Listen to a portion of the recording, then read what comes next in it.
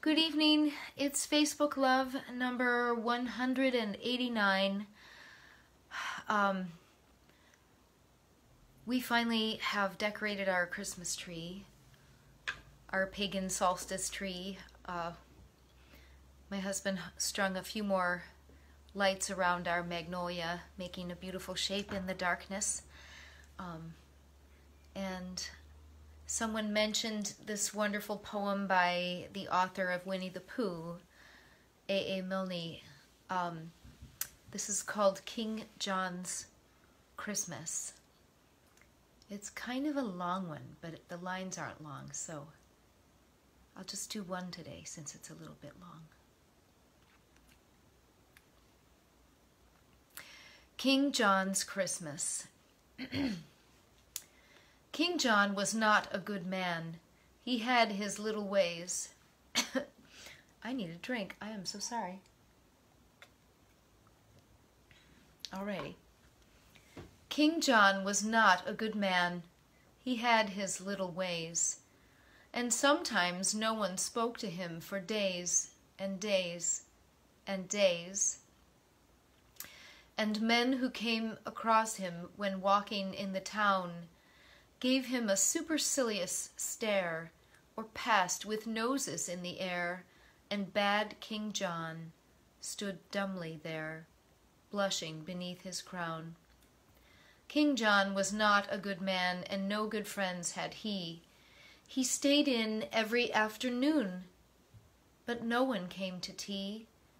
And round about December, the cards upon his shelf, which wished him lots of Christmas cheer and fortune in the coming year, were never from his near and dear, but only from himself. King John was not a good man, yet had his hopes and fears. They'd given him no present now for years and years and years. But every year at Christmas, while minstrels stood about, collecting tribute from the young for all the songs they might have sung, he stole away upstairs and hung a hopeful stocking out. King John was not a good man. He lived his life aloof. Alone, he thought a message out while climbing up the roof. He wrote it down and propped it against the chimney stack, to all and sundry, near and far, F. Christmas in particular, and signed it not Johannes R., but very humbly, Jack. I want some crackers and I want some candy. I think a box of chocolates would come in handy. I don't mind oranges, I do like nuts, and I should like a pocket knife that really cuts. And oh, Father Christmas, if you love me at all, bring me a big red India rubber ball. King John was not a good man. He wrote this message out, and gat him to this room again, descending by the spout, and all that night he lay there, a prey to hopes and fears. I think that's him a-coming now. Anxiety bedewed his brow. He'll bring one present anyhow, the first I had for years. Forget about the crackers and forget the candy. I'm sure a box of chocolates would never come in handy. I don't like oranges, I don't want nuts, and I have got a pocket knife that almost cuts. But oh, Father Christmas, if you love me at all, please bring me a big red India rubber ball. King John was not a good man. Next morning, when the sun rose up to tell a waiting world that Christmas had begun, and people seized their stockings and opened them with glee, and crackers, toys, and games appeared, and lips with sticky sweets were smeared, King John said grimly, "As I feared, nothing again for me.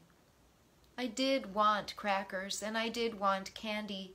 I know a box of chocolates would come in handy. I do love oranges. I did want nuts. And oh, if Father Christmas had loved me at all, he would have brought a big red India rubber ball."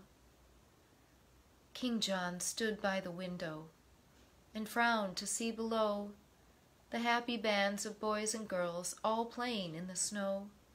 A while he stood there watching and envying them all, when through the window big and red there hurtled by his royal head and bounced and fell upon the bed an India rubber ball. And oh, Father Christmas, my blessings on you fall for bringing him a big red India rubber ball. A.A.Milne. King John's Christmas. I hope that Advent is affecting you in good ways. This is Facebook Love, and I'll see you again.